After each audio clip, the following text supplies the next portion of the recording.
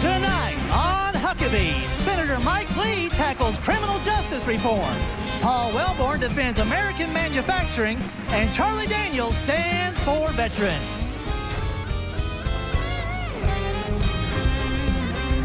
That's Trey Corley and the Music City Connection. I'm your announcer, Rick Roberts.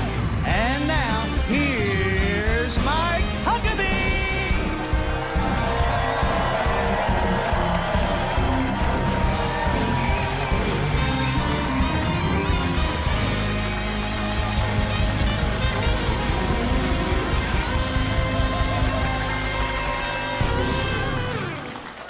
Thank you very much. We're going to have a great time tonight. So glad that you have joined us. Now, let me tell a little story. When my now 7-year-old grandson was 5, he looked at me and said, "Papa, you're really old, aren't you?" Now, his mother tried to explain that it really wasn't kind to say that, but it was an innocent and frankly accurate observation on his part. But let me tell you something, with age comes a frame of reference that I not only celebrate, but I'm grateful for. You see, I'm old enough to remember when at the beginning of each school day, we had a prayer and we said the Pledge of Allegiance, and no one took a knee. And had we disrespected the flag, I'm telling you, had we disrespected the flag, we wouldn't have gotten a shoe contract. We'd have gotten a shoe upside our backside is what would have happened. And we prayed again on the way to the lunchroom. And given what we were fed, we really needed that prayer. Now, the teacher absolutely controlled the classroom. And if we got in trouble at school, we didn't ask our parents for a lawyer. Folks, we asked for divine mercy since being in trouble at school meant being in much bigger trouble at home. We didn't know what it meant to be triggered, and we'd been laughed out of school if we'd asked for a safe space with puppies, popsicles, and Play-Doh. And our restrooms were marked boys and girls, and those were the only options we had. And nobody was confused about which one to use. We said, yes, sir, and no, sir. Yes, ma'am, and no, ma'am. Please and thank you. We looked up to cops and soldiers. In fact, most of the playtime we had, we pretended to be cops and soldiers. We played with toy guns, but we knew the difference between make-believe and reality. As early as age 5, we had BB guns. By 7 or 8, we had pellet guns. And by 10, we had .22 rifles. We were drilled in the fundamentals of firearms. Treat all guns as loaded, never point at what you don't plan to shoot, never shoot at what you don't plan to kill, and never kill what you aren't planning to eat. So by high school, we kept higher-powered rifles in plain view in our vehicles on the school parking lot for either hunting before school or immediately after. It never occurred to any of us to shoot up the school. By the way, we knew the moon landing was truly an American event, and we celebrated the heck out of it. Now, many of us grew up poor, but proud. We didn't resent what other kids had, and we didn't think anybody owed us something for nothing. We were told if we wanted something, work for it. And if we didn't work for it, we must not have really wanted it. And by the way, if we used bad words, we ate soap for dinner. We not only went to church, we behaved in church, or we would experience just a little taste of hell right there in front of God and everyone. Oh yeah, we got spankings, or whoopings as we called them. And we got them from our parents, our teachers, the principal of the school, even by neighbors and relatives who filled in for our parents when they weren't around. And by the way, it was kids born the same year as me, guys like Bill Gates and Steve Jobs, who gave us the personal computer and the iPhone. So I just wanted to say my grandson was right. I'm old. But our generation is leaving behind the greatest growth of entrepreneurial success and job creation in history and technology that changed the world. We ushered in greater opportunities for women and minorities than at any time in history, and we improved the standard of living for billions of people around the world. So to my grandson and the kids his age, and those who may be a little older, I simply say, you're welcome. Now, what are you guys going to be remembered for when you get old?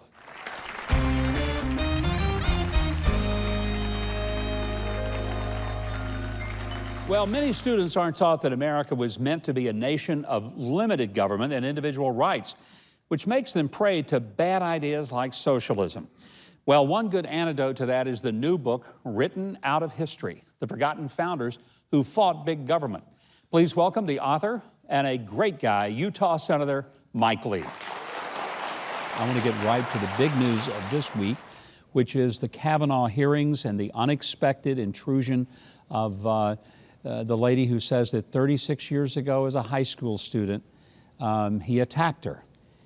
As a senator, as a male, how do you approach this, still trying to get this carried through, but making sure that everything is on the up and up? Well, that's why we're having hearings this coming Monday, so that we can hear from the accuser and also hear from the accused. We want to make sure that the due process rights of both the accuser and the accused are respected in this process. We're wanting to make sure that we do it all methodically and carefully. And while we wish we had had a chance to do it earlier, we take these things as they arise, and we're going to look into it thoroughly. In all honesty, does it not bother you that if Senator Feinstein had this information in July, that she didn't bring it forth during the time that the hearings were going on and the meetings with the senators and Judge Kavanaugh were taking place? How frustrating is that? Tremendously frustrating. And I think it was a breach of a collegial duty that she has to us to keep us abreast of information that she had, information that she's apparently had since July 30th. Look, we have a process, and that process has been respected up until this point. We had a special part of the hearing a couple weeks ago that was designed specifically to address anything like this that might have come up. Senator Feinstein didn't even show up to that part of the hearing, much less let us know about information that she had apparently received in late July. Let's talk about the book you've written out of history, things about our founders that maybe we did not really know. What are some things that most Americans would be surprised to learn about our founders and how they might not have been a part of the, let's just say, the fifth grade version of American history? We tend to think of our founding fathers as just fathers, when many of them were mothers. People like Mum Bet and Mercy Otis Warren, who I discuss in this book. And there are other founders who don't fit into the narrative either. We think of them as just being white and male. Some of them were Native American, like Canasatego. Canasatego was an Iroquois Indian chief of the Onondaga tribe. He's the one who taught Benjamin Franklin about the principle of federalism. You know, this idea embedded in the Constitution, made clear in the 10th Amendment that most of the power in our federal system is supposed to remain close to the people at the state and local level. This was not something we inherited from the British. This was a uniquely American concept. In fact, a Native American concept. You made a comment in the book that some of the founders didn't originally want to sign the Constitution. Why not?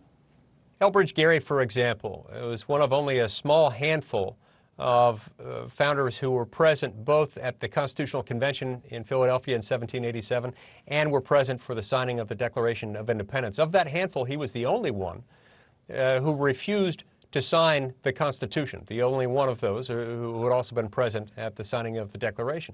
The reason he didn't was because he feared that it contained inadequate protections for individual liberties. And he held out for a Bill of Rights. He wanted to make sure that government didn't have too much power. He understood that when big governments, especially a large national government, amasses unrestricted power, it always happens at the expense of individual liberty, and that's bad. I think the founders would be shocked to see how big the federal government has become, how little the states really control things in their own states anymore. They're held hostage by the federal government. I agree with you, Governor. They would be very surprised if they saw what's happening today, where we've turned this principle of federalism on its head. Instead of most of the power being close to the people, the state and local level, we've transferred most of it to Washington. Instead of laws within the federal government being made by the people's elected representatives, we've handed that task over to unelected, unaccountable bureaucrats. In some ways, there's nothing new under the sun. In some ways, what we face today is similar to frustrations that existed at the time of the Revolution. We had the American people who grew tired of a large, distant national government that knew no restrictions on its power and that was slow to respond to the needs of the people. Fortunately, today, we don't need another revolution, because what we have is already a system of governance that's already law of the land. It's in our Constitution. We just have to rediscover it and have to implement it according to the way we vote and the way we influence American political discourse. Well, Senator, it's a brilliant book. It's one we need. I hope people will get a copy of it and read it. Written out of history, the forgotten founders who fought big government. It's something we all need to continue to fighting. It is a much needed American history lesson. I want to say to our viewers, it's available at Amazon and all the best booksellers across the country. You can also keep up with Senator Mike Lee at lee.senate.gov or on Facebook at Senator Mike Lee. And I hope you will. Don't miss out getting this book. Every American needs to read it. I think you'll love your country and the Constitution a whole lot more.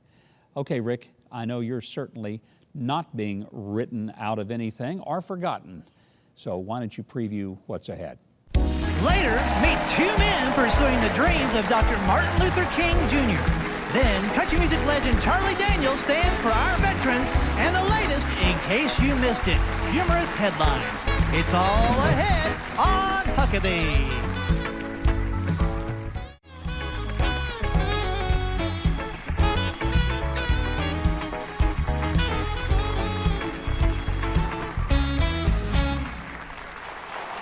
President Trump's tariffs imposed on the nation of China have been hotly debated since they were applied.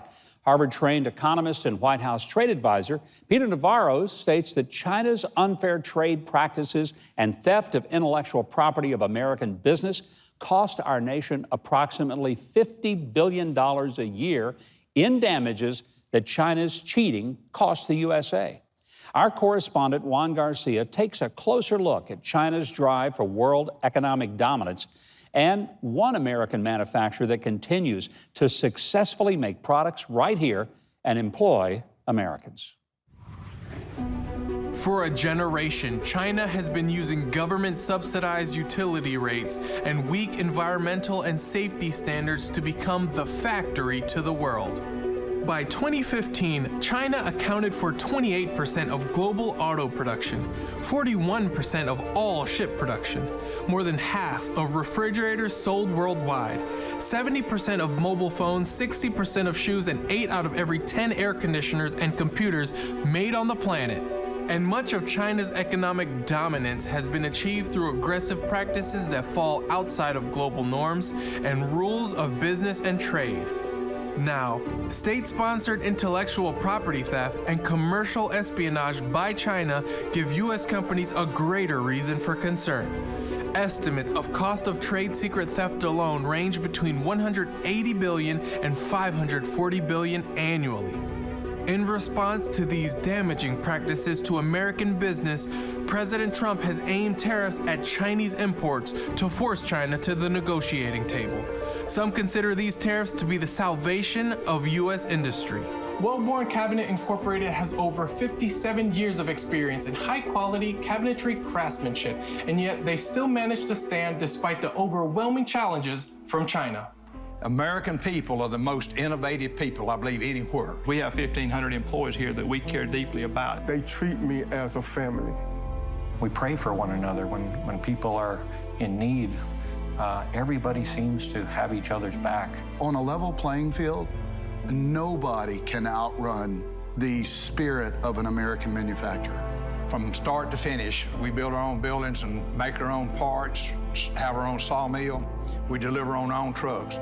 We support free trade, but it needs to be fair. Given the extent of China's market-distorting policies and stated intent to dominate world industries, their economic aggression not only threatens families like Wellborn Cabinet Incorporated, but the entire U.S. economy and global innovation as a whole. My next guest created and carried the vision for Wellborn Cabinets forward from a daydream moment in school to the high-quality products that are made and the talented team that he leads today, all in spite of China's unfair competition. He's joined by his wife, Betty, his son, Stephen. They all help lead their company of over 1,400 employees. Would you please welcome Paul, Betty, and Stephen Wellborn. Great having you guys here. Thank you, I love a great American story, and Wellborn Manufacturing is a great American story. Paul, I understand, did it really start with a daydream? Is that true? Well, somebody said that one time, Governor, but they said I was looking out the window in school when I should have been studying. But they said I was looking at a tree to see what I could make out of it. But I don't remember that part of it, but how it really started, I remember my father carried my brother and I out to the job site, building homes, when I was just kids. And so around, when I was 12 or 13 years old, my brother and I built our first 12-foot kitchen. Is that right? In one of the houses he was building. That's pretty good. And from there, 1,400 employees, you have business in all 50 states. You make cabinets for homes. So it's a specialty industry. But you've been hit hard in competition from the way China does business, and I think you would probably say it hadn't been all that fair. But when it comes to China and their trade practices, subsidies, you cannot compete because they are guaranteed to win. And you can't compete against that, Governor. And we're beginning to see more and more of that.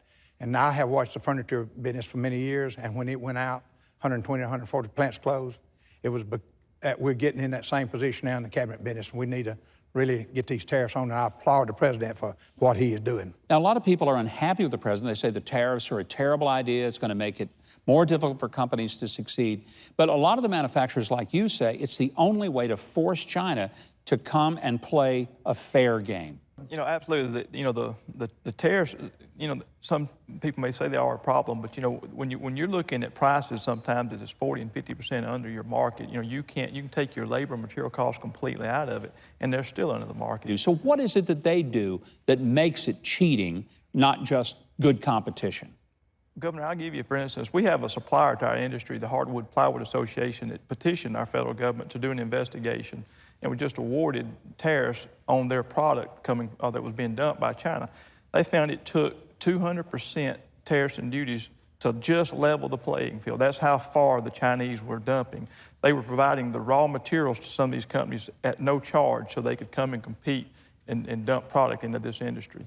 I don't know if a lot of Americans understand that the long-term goal is if they can put you out of business, then they can raise their prices to more than you ever charge for a cabinet, but they can't do it as long as you're competing. That's right. When they put any specific industry out of business, they can raise the prices and move on and start making profits in that product and attack another industry. So one of the things that I saw in the video that Juan did, the employees of the company obviously are more than just workers to you.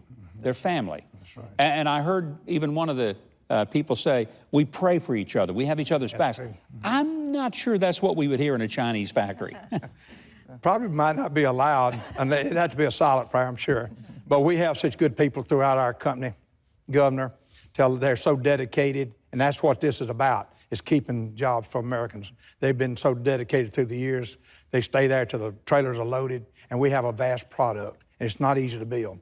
But they do a wonderful job, and we have some of the best people in the United States working in our company, and I thank God for them. You know, I think it's so important when I see a company like yours. You've got 1,400 employees, but you don't treat them as if they're just a blob of 1,400 people. Betty, as kind of the matriarch of the family, how important is it to you that the atmosphere of the company is like a family? Why does that matter? Well, as a mother and a grandmother and a great-grandmother now, we felt the need to have a daycare at our facility.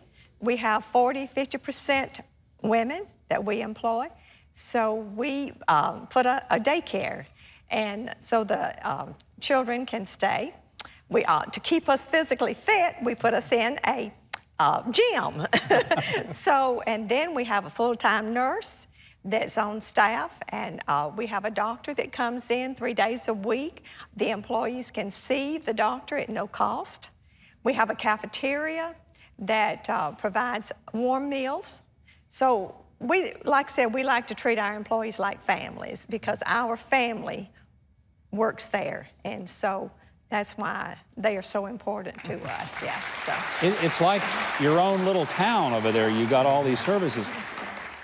If there was a message you could give to the House, the Senate, to the President, to the federal government, what would your message be, Paul? My message today, where our cabinet business and many other industries is level that playing field for us, and we'll stay in business, and banks and businesses that go out of business when plants shut down will thrive on, and we'll have communities that, as Americans, we can be proud of. There's a lot of people that start getting hurt when an American business closes. But how How optimistic are you for the future of American manufacturing? Because we've had presidents recently that said those jobs are never coming back, we're never going to manufacture again. And I'm concerned because I think we need to be able to make things. Are you optimistic that we can get back to that place where we make things in America? I think that if American people understand this situation, that if we don't do something and level this playing field, I think that things can change, and I think the right people can be put into office that will care about our business and our people's jobs. Sometimes people in the front office don't understand how important it is for the people out in the factories. They have children, they have home payments, house payments, car payments, and they have to take care of their family and feed them. And I think once that's understood in this country, I truly believe this country can certainly turn around because we have the most innovative people in the world. I believe that. I think we do too. And I'm so proud of what your company, not only what you do, even more proud of what you represent. You represent a compassionate company that sees its people as its most valuable single resource. I think that's a smart company. I truly believe it's why you guys have been in business and stayed in business when other people didn't, because they never understood that human capital is the most important capital you have. And Paul, God bless you. I hope you have greater success than ever. I hope Wellborn cabinets continue to thrive, and that it just says that when we build something in America, we build it to last, and we build it the right way by the right kind of people. God bless you, and thank you for being here. Thank you, Governor. Great to have you. Appreciate it. Thank you. Let me encourage you to learn more about their amazing company. Just visit wellborn.com. And I hope you research what the president is actually doing to stand for American business and manufacturing so he can create a fair and even playing field in the global marketplace. All right, Rick, we gave you a sheet of paper with all the stuff we have on the show tonight. So if you still have that sheet of paper and haven't lost it, why don't you tell us what we have coming up? Country music's Charlie Daniels is just around the corner, and we're headed to our kind of town, Ferndale, California. It's all right here on Huckabee.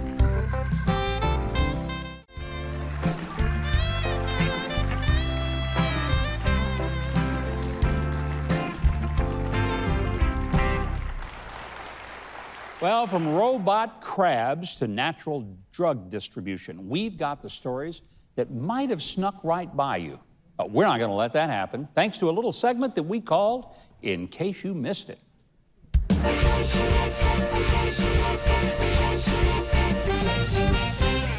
That's right, from our Storm Center file. There is a high pressure, and I mean high pressure pattern over Fort Pierce, Florida.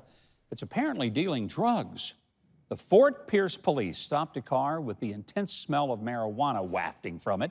After searching the car, the officer found a bag of pot along with a bag of cocaine in the purse of one of the two passengers, a Ms. Kanisha Posey. When questioning the owner of the purse about the drugs, the police report recorded her answer as follows, and I quote, "It's a windy day. It must have flown through the window and into my purse," end quote. With laughable explanations like that, she might be a candidate for a job in the U.S. Senate with Spartacus or even Pocahontas. All I can say is, again, when's distributing sellable amounts of drugs in individual baggies? I wonder, is the National Weather Service in on this? Are the cartels worried about nature's competition? You know, I always thought blow was slang for cocaine, not a method of delivering it. By the way, authorities report that Ms. Posey was charged with a felony count for cocaine possession and a misdemeanor for the marijuana. Now, in a related story, it's reported that ducks in that area of Florida have developed a drug problem. Several hundred were recently found standing around the side of a pond acting like a bunch of quackheads.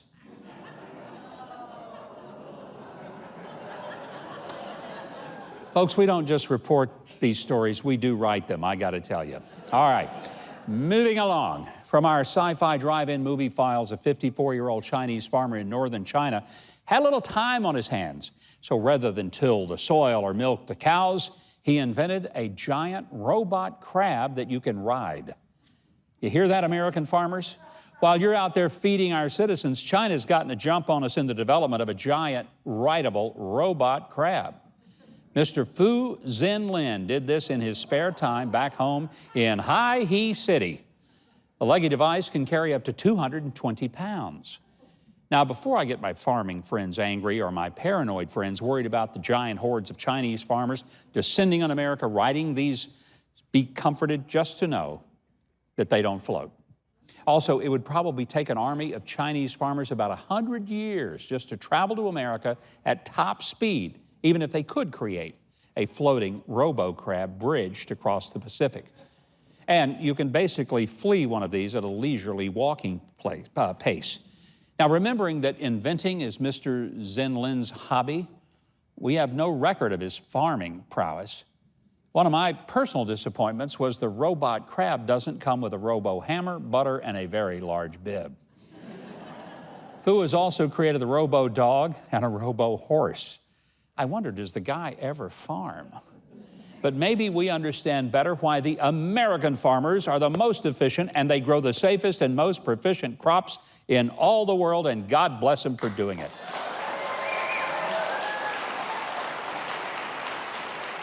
Folks in the UK had a cow recently, and not a mad one, by the way.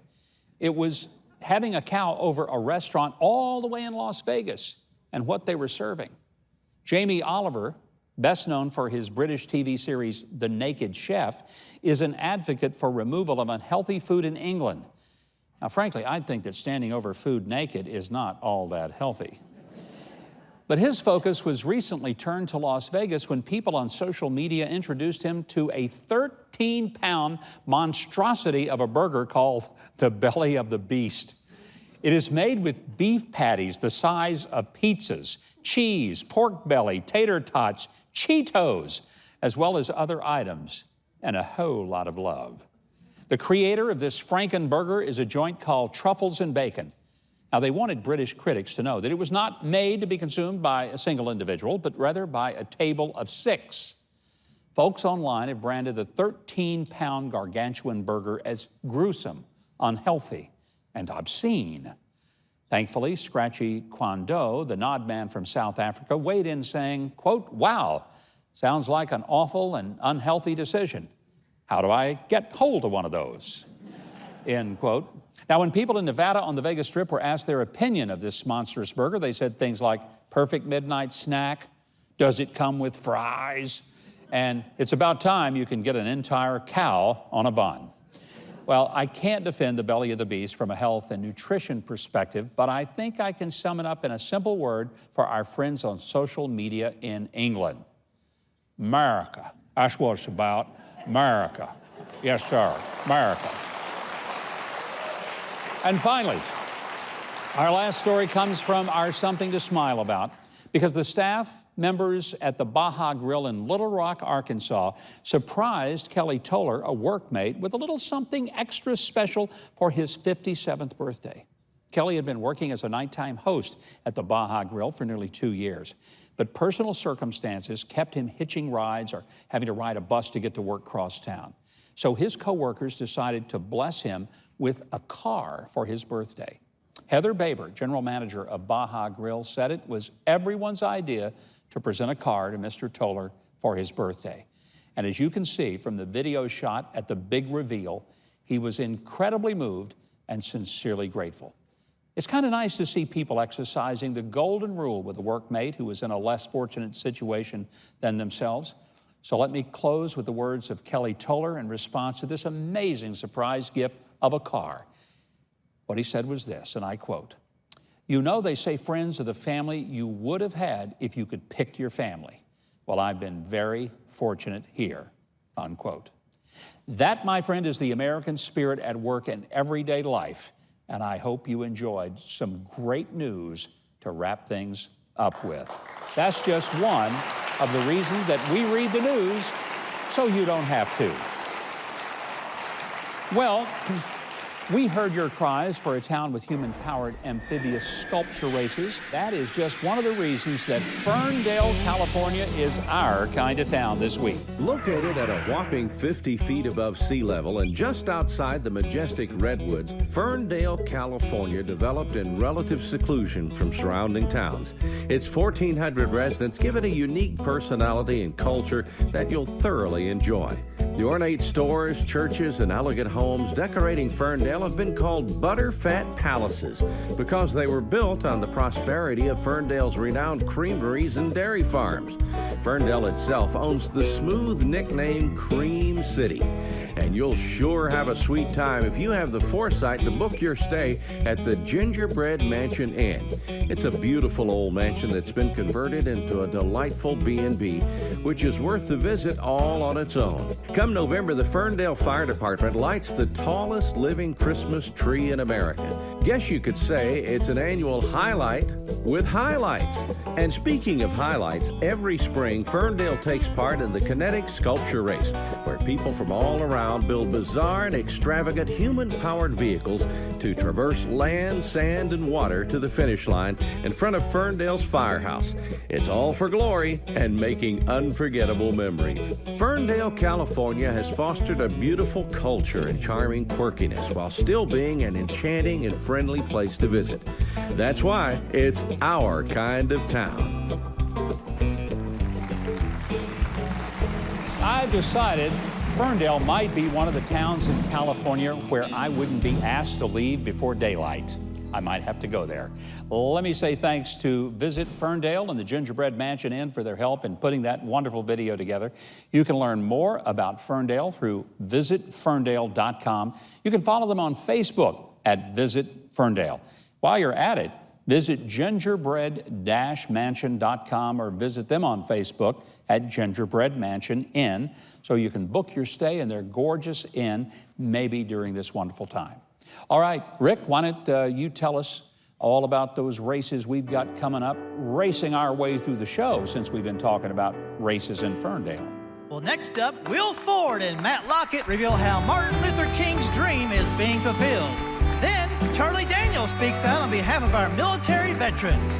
Huckabee's back in 60 seconds.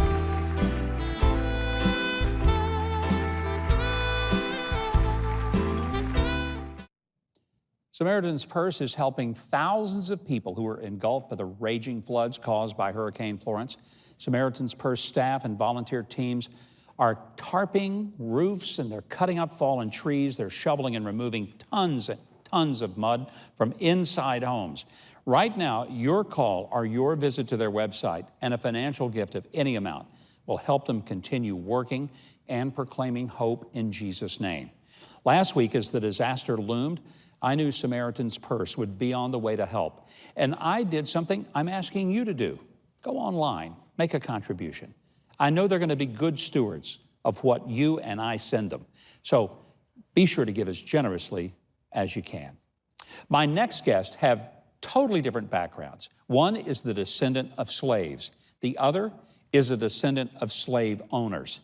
But a chance meeting at the Lincoln Memorial has led these two men to forge an amazing friendship and generate a message of love for both the person next to you, regardless of race, and a love for the unborn of every color and gender.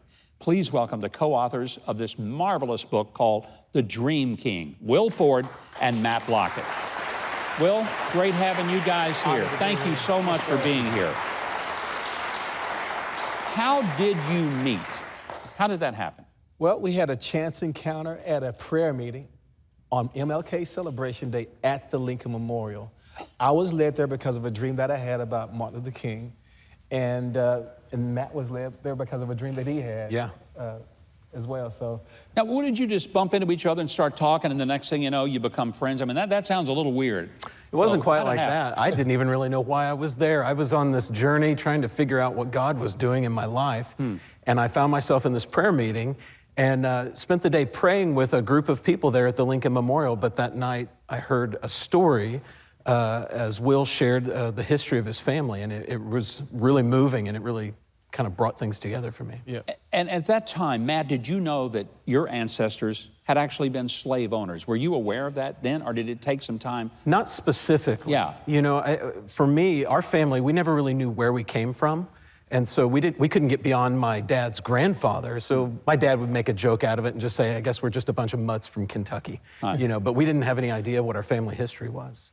And what about you, Will? Because I think one of the fascinating stories is the story, and it involves something we have on our stage, this massive black kettle that comes from your family. How old is that kettle? It's about 200 years old.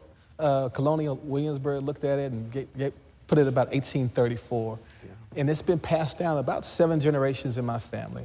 And the reason why it was passed down, it was used for cooking, it was used for washing clothes, but secretly it was used for prayer. See, when I read that in the book, and that's why I tell people, you got to read this book, because it is a gut punch of a book. When you say that was used for prayer, I mean, my first thought is, how in the world is a kettle used for prayer? Right. Well, on this particular plantation in Lake Providence, Louisiana, they were beaten for any reason, and praying was one of them. So to keep their prayer meeting secret, they would go into a barn late at night to make sure their prayer meeting wasn't seen. But to make sure it wasn't heard, they would go in there with that pot. They would use that very pot, and they would take it and invert it. They would turn it upside down, and then prop it up with rocks so it would be suspended off the ground about 1 inch or 2. They would then lay flat on the ground or prostrate themselves on the ground and put their lips in between the opening, between the ground and the kettle, so that the kettle muffled their voices as they prayed through the night. And the story they passed down with the pot is this, is that those people who were praying didn't think they would see freedom in their time, so they prayed for the freedom of their children and the next generation. And they prayed a prayer that God heard. The two of you sit here, white man, black man, their prayers were answered, and you have experienced something that they never, ever could have imagined. Lake Providence, Louisiana, you have freedom. And the amazing thing is that over your family, I mean, this is just a pot that's in our family that they were just using to muffle their voices, but literally in every family, over every person's life, there's a prayer bowl. Revelation 5:8 says there are prayer bowls in heaven full of incense, which are the prayers of the saints. Listen, there's a prayer bowl over every family. There's a prayer bowl over every community. There's a prayer bowl over every nation. God is looking for a new generation to resource the prayer bowls. The reason why I said it is because there was a godly remnant, and not just black Christian slaves, but also white Christian abolitionists who prayed into being the first and the second Great Awakening. Had it not been for those revivals, slavery would have not ended in this nation. So it was more of a spiritual reason, not a political reason, that ultimately slavery ended in the U.S., is what you're saying. Yeah, transformed hearts, transformed laws, and that's what brought the demise of slavery. Matt, we're in a time of incredible tension in this country. And, you know, I thought things were getting better and better and better in race relations, and then it seems like over the past 10 years, it's gone the other way. And I don't know that I understand it. What do we do to turn that around? Well, for me, I can only speak of kind of the journey that I've been on, and that was to be obedient to God and show up at a prayer meeting when he tells you to go to the prayer meeting. You know, I literally met this man in a prayer meeting, and, you know, we struck up a friendship and a partnership that began to develop over time. And so we actually spent the next decade praying together. I got to know him. He wasn't just he wasn't just a concept to me. I got to know this man. I love his family. He grew to love my family. And we just became friends and then prayed together for about a decade. And then something happened after about 10 years of prayer. We actually made this amazing discovery where we found out where my family came from. We actually came in as settlers through Virginia. But not only that, we found out that the last battle of the American Civil War took place in my family's front yard. The house is still there. It's been preserved, it's still riddled in bullet holes, and there's a historical marker in the front yard that says, here Lee fought his last battle. And that led to something else. And so we did just stumbled on more research, and what we found out is Matt's family is the family that owned my family, where that kettle pot came from. So think about it, here's my His family owned your family. Yes, so think about it, here's my family praying for the ending of slavery underneath this kettle pot. And all the way up at the farmhouse of the people who used to own them, slavery comes to the end in their front yard. But then because he's the God of the past and the future, he connects two people from the same family lines together to war against injustice in their day and to cry out for awakening in their time. And that's that not being together. Unbelievable. The story is in this wonderful book, The Dream King. You talk about Dr. Martin Luther King Jr.'s wonderful influence on your lives, on this country. He had a dream. You guys are helping to fulfill it. This is an inspiring book, and it's one that I believe all Americans would be blessed to read. The Dream King is available at Amazon, Barnes & Noble. You can also visit DreamStreamCompany.com, where you can get the book, read their blog, Ask them to speak in your town. I think you probably are saying, I'd like to see that.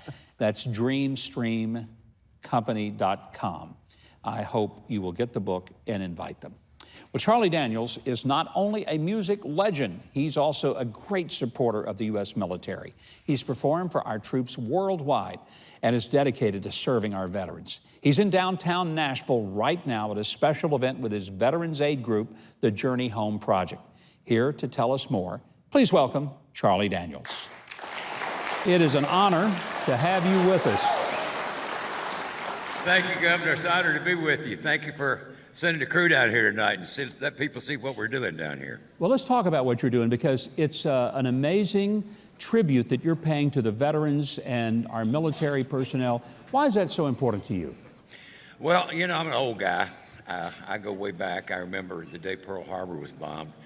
I was 5 years old, and my formative years from 5 to 10 years old were during the Second World War. And I'm from Wilmington, North Carolina, which is a seaport town.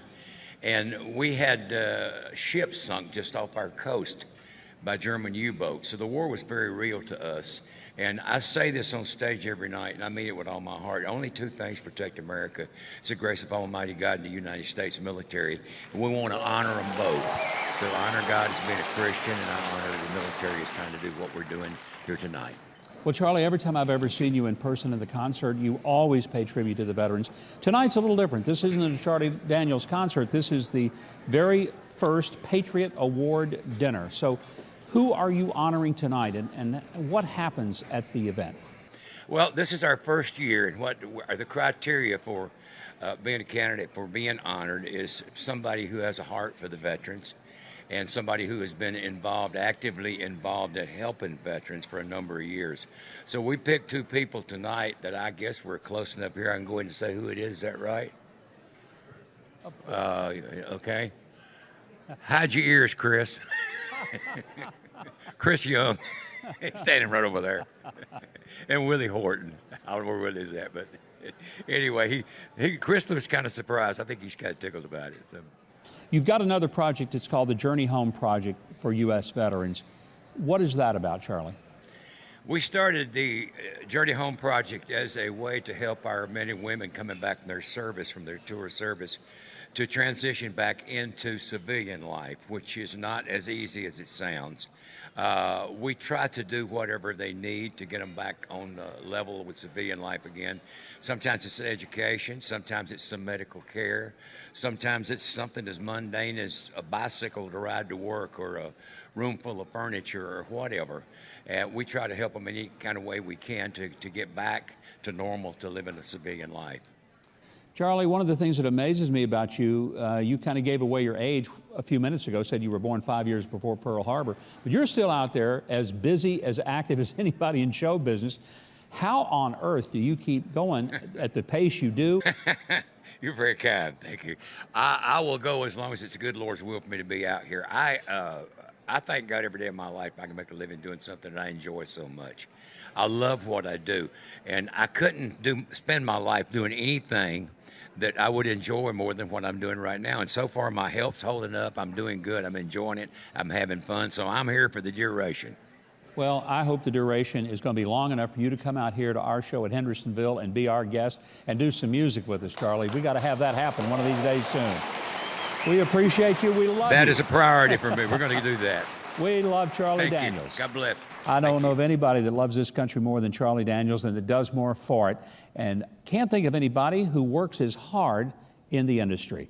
Charlie Daniels, one of those great people. I want you to visit thejourneyhomeproject.org. That's thejourneyhomeproject.org. You can discover how they connect folks just like you and me to veterans organizations that do the most good. Again, journeyhomeproject.org. And keep up with my friend Charlie Daniels. His website is charliedaniels.com. I bet you've got a bunch of his music. I know Rick Roberts does, who's with us tonight. He is our Keith tonight. So Rick, you know, the devil may have gone down to Georgia, but we're staying right here because there's some great stuff left in our show. Why don't you tell us about it? Coming up, Trey Corley and the Music City Connection will get you on that midnight train to Georgia.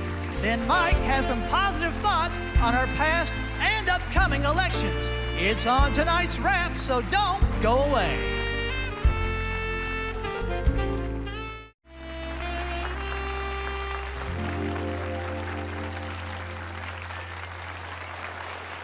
Well, we tape our show in the home of country music, Nashville, Tennessee. But let me let you in on a local secret. Nashville's artists and musicians actually love Motown music, and R&B artists love country music. Now, here's an R&B hit song that was first released as a country song by singer and songwriter Jim Weatherly. It was originally titled Midnight Plane to Houston. Gladys Knight made it a hit. She called it Midnight Train to Georgia. Here to perform it, please welcome Trey Corley and the Music City Connection, featuring the 4-octave soprano of Miss Angela Prim.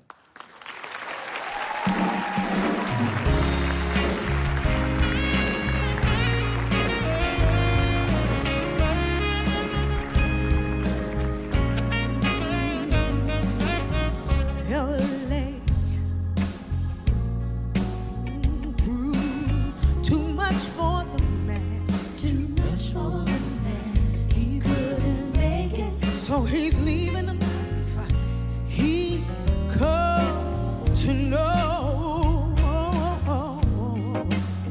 He said he's going back to find,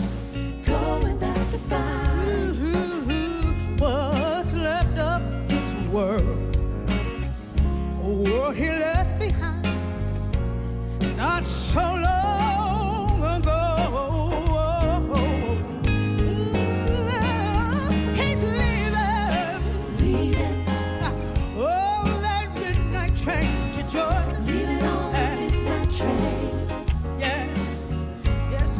He's going back to find a simpler place and time. Guess he's gonna be right by his side. I'm gonna go with him.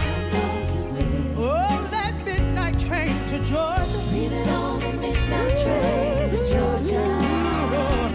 I'd rather live in his world than live without him in my world. His and hers alone. Kept dreaming, ooh, that someday he'd be a star, superstar, but he didn't get far. But he sure found out the hard way that dreams don't always come true. No. So he pawned all his hopes, oh yeah, and he sold his old car, bought a one-way ticket back to the life he once knew. Oh, yes, he did. He said he would. Oh, he's leaving. Oh, the midnight train. He said he's going back to find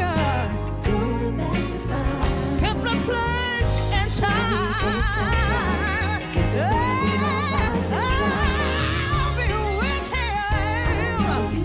Oh, that midnight train to Georgia. I'd rather live in his world than live without him in mine. I'd rather live in his world than live without him in mine. Rather live in his world than live without him.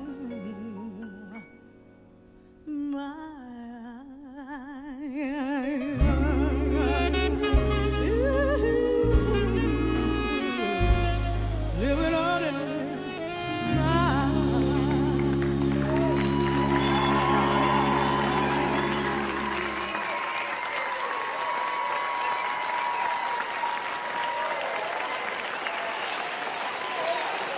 The girl can sing, Angela Prim. What a joy. Now, for more information on Trey Corley and the Music City Connection, visit their website at themusiccityconnection.com.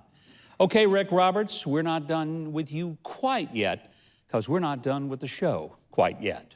That's right. Coming up, Mike shares an important thing that he and President Barack Obama hold in common. Find out what that is when Huckabee returns.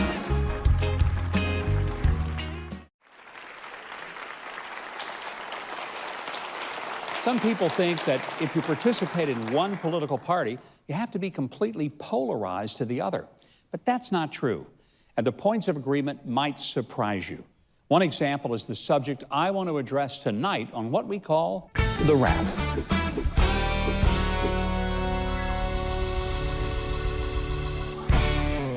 Some people might think I disagreed with everything former President Barack Obama ever said or did, but that's simply not true.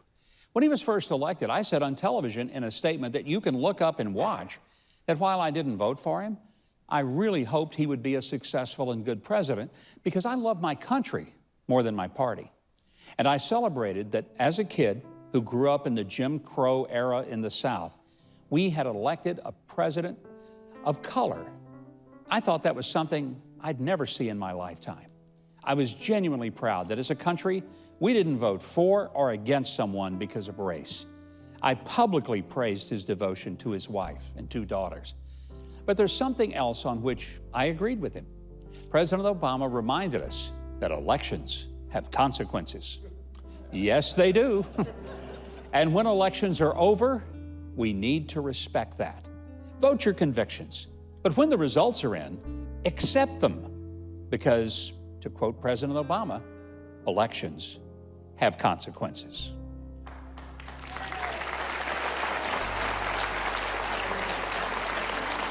Our thanks to our wonderful group of guests this evening, and I hope you'll join us next week. We've got Senator Mike Rounds, Sean Spicer, the Chewbacca mom, Candace Payne. You've seen her on the internet. She'll be with us. And country great Colin Ray. They'll all be here. Until then, thanks for joining us. Good night, God bless, and have a wonderful weekend.